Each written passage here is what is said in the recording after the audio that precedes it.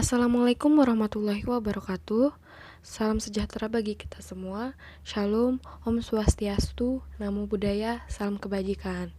Kembali lagi dengan saya. Pada kesempatan kali ini, kita akan belajar mengenai peran bangsa Indonesia dalam perdamaian dunia.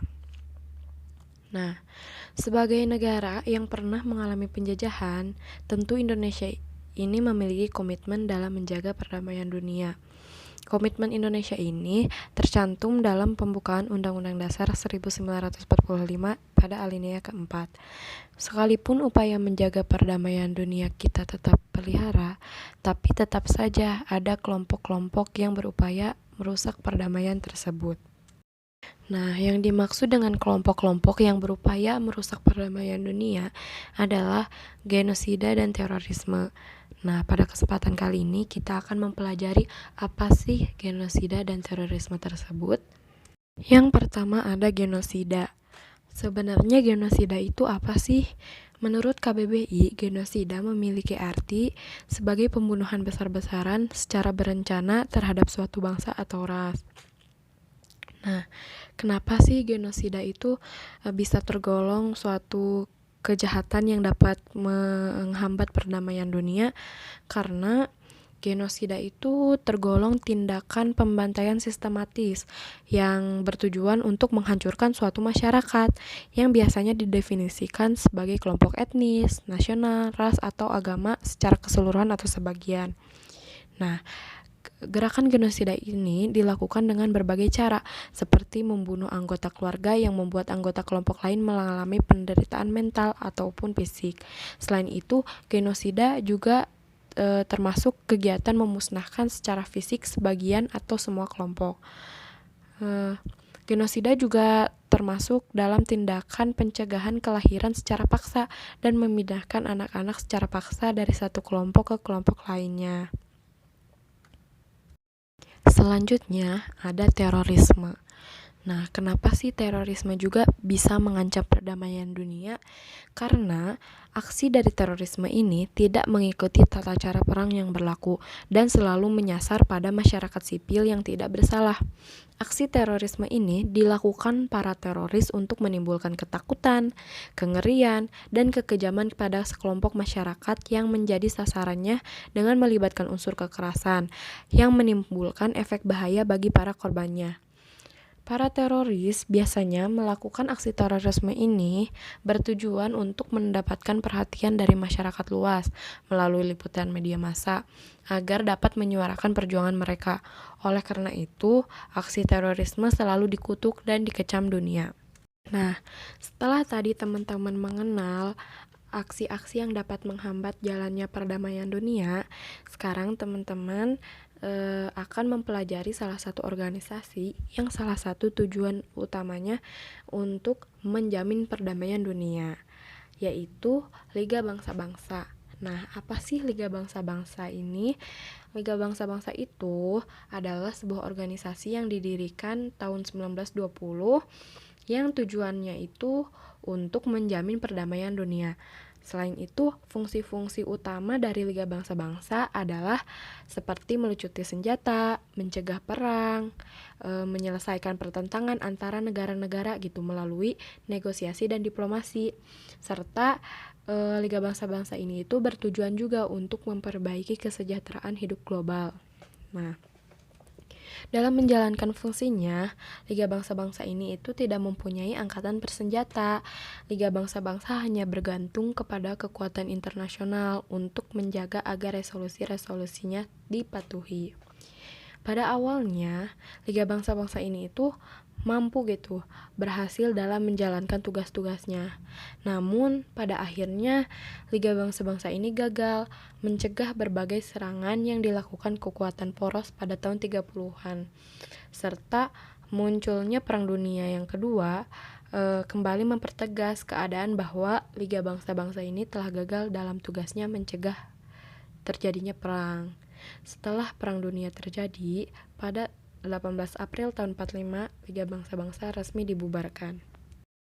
Nah, setelah kita membahas organisasi dunia yang bertujuan untuk menjaga perdamaian dunia.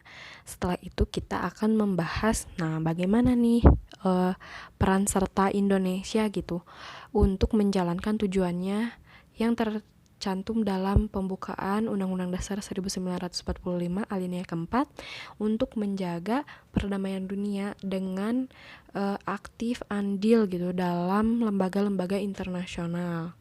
Nah, kita akan bahas setelah ini. Bagi teman-teman yang pernah jalan-jalan ke Bandung atau pergi ke Bandung, teman-teman pasti pernah ngelewatin salah satu jalan yang namanya Jalan Asia Afrika. Nah, teman-teman tahu gak ternyata tahun 55 di jalan tersebut itu pernah terjadi peristiwa sejarah besar antara benua Asia dan benua Afrika. Peristiwa sejarah besar tersebut adalah peristiwa Konferensi Asia Afrika. Nah, penyelenggaraan KA ini diawali dari ide Soekarno yang disampaikan oleh Ali Sastroamidjojo pada konferensi Kolombo. Idenya ini datang karena setelah Perang Dunia Kedua, banyak negara yang masih bersitegang karena adanya blok Barat dan blok Timur. Akhirnya, tindak lanjut dari pembicaraan tersebut adalah dengan diadakannya konferensi Bogor. Konferensi ini menghasilkan beberapa keputusan, yaitu mengadakan KAA di Bandung pada bulan April tahun 55, menetapkan kelima negara peserta konferensi Bogor sebagai negara-negara sponsor, dan menetapkan 25 negara-negara Asia Afrika yang akan diundang. Konferensi Asia Afrika ini berlangsung pada tanggal 18 sampai 24 April tahun 55 di Bandung yang dihadiri oleh 29 negara dengan 5 negara sebagai sponsor. Agenda dari KA ini antara lain membicarakan kerjasama ekonomi, budaya, hak asasi manusia, dan hak menentukan nasib sendiri, masalah bangsa-bangsa yang belum merdeka, perdamaian dunia, dan kerjasama internasional, serta deklarasi tentang memajukan perdamaian dunia. Selanjutnya ada deklarasi Juanda. Nah, teman-teman kalau misalkan masih ingat nih, waktu belajar geografi pasti pernah belajar tentang laut teritorial kan? Nah, ternyata ketentuan luas laut teritorial itu berasal dari Indonesia, tepatnya lewat deklarasi Juanda. Deklarasi Juanda ini dicetuskan oleh Perdana Menteri Juanda Kartawijaya pada tanggal 13 Desember tahun 57. Pelaksanaan deklarasi ini itu dilatar belakangi oleh tuntutan pimpinan Departemen Pertahanan Keamanan Republik Indonesia tahun 56 yang merasa hukum laut Indonesia saat itu yang berdasarkan Ordonasi Laut dan Daerah Maritim tahun 39 dari Belanda tidak menguntungkan kepentingan wilayah Indonesia. Kebijakan tersebut dapat membuat kapal-kapal asing masuk ke wilayah Indonesia dan mengambil sumber dayanya. Hal tersebut tentu merugikan negara kita dong. Akhirnya, melalui deklarasi Juanda, dinyatakanlah bahwa laut teritorial Indonesia itu berjarak 12 mil laut diukur dari garis-garis dasar yang menghubungkan titik terluar dari pulau terluar. Nah, deklarasi Juanda kemudian dikukuhkan melalui Perpu nomor 4 tahun 60 dan melahirkan konsep wawasan Nusantara. Agar diakui oleh negara lain, deklarasi ini juga diperjuangkan dalam forum internasional melalui Konvensi Hukum Laut atau lebih dikenal dengan UNCLOS, United Nations Convention on the Law of the Sea, yang diadakan oleh PBB. Setelah diperjuangkan sekitar 25 tahun, akhirnya pada 16 November tahun 94 disetujuilah oleh 60 negara dan dengan demikian hukum laut Indonesia telah diakui oleh dunia internasional. Selanjutnya ada misi Garuda. Nah, teman-teman tahu gak bahwa selain tokoh-tokoh yang memperjuangkan kemerdekaan negara kita, ternyata ada lagi tokoh-tokoh yang membantu dalam memperjuangkan kemerdekaan negara lain. Mereka ini tergabung dalam kontingen Garuda atau pasukan Garuda. Pasukan ini terdiri dari TNI yang ditugaskan sebagai pasukan perdamaian di negara lain. Ide awal munculnya pasukan ini karena adanya konflik di Timur Tengah pada 26 Juli tahun 56. Kontribusi pasukan Indonesia ke misi pemeliharaan PBB merupakan wujud pelaksanaan mandat konstitusi yang mengamanatkan Indonesia untuk ikut serta dalam melaksanakan ketertiban dunia. Selain itu, pengiriman pasukan ini sebagai sarana peningkatan kapasitas dan profesionalisme personel TNI dan Polri. Selanjutnya ada gerakan non-blok. Setelah Perang Dunia Kedua berakhir, muncul dua kubu dari dua negara adidaya. Ada Amerika dengan haluannya liberal kapitalis dan Rusia dengan aliran sosialis komunis. Banyak negara yang tidak ingin tergabung dalam dua aliran ini akhirnya membuatlah gerakan non-blok. Nah, teman-teman masih ingat gak Dasar-Sila Bandung? Untuk merealisasikan beberapa poin dalam Dasar-Sila Bandung yang menyangkut kesejahteraan suatu negara, pada tanggal 1-6 September tahun 61, diadakanlah konferensi tingkat tinggi di Beograd, Yugoslavia. Nah, dalam KTT inilah didirikan GNB atau Gerakan Non-Blok yang diprakarsai oleh 5 negara, yaitu Indonesia, India, Yugoslavia, Ghana, dan Mesir. Tujuan dari GNB ini juga tercantum dalam Deklarasi Havana tahun 79, yaitu untuk menjamin kemerdekaan, kedaulatan, integritas teritorial, dan keamanan dari negara-negara non-blok dalam perjuangan mereka menentang imperialisme, kolonialisme, apartheid, Zionisme, rasisme, dan segala bentuk intervensi. Selanjutnya ada ASEAN. Teman-teman pasti sudah tidak asing dong dengan ASEAN.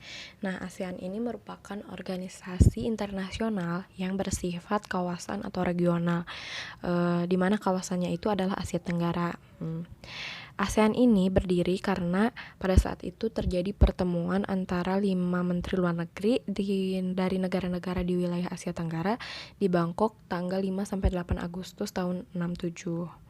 Nah, di akhir pertemuannya ini ditandatanganilah deklarasi Bangkok atau deklarasi ASEAN, di mana isinya itu secara umum membahas bagaimana cara mempercepat, meningkatkan, memelihara pertumbuhan ekonomi, kemajuan sosial, perkembangan kebudayaan, teknik, ilmu pengetahuan di wilayah Asia Tenggara.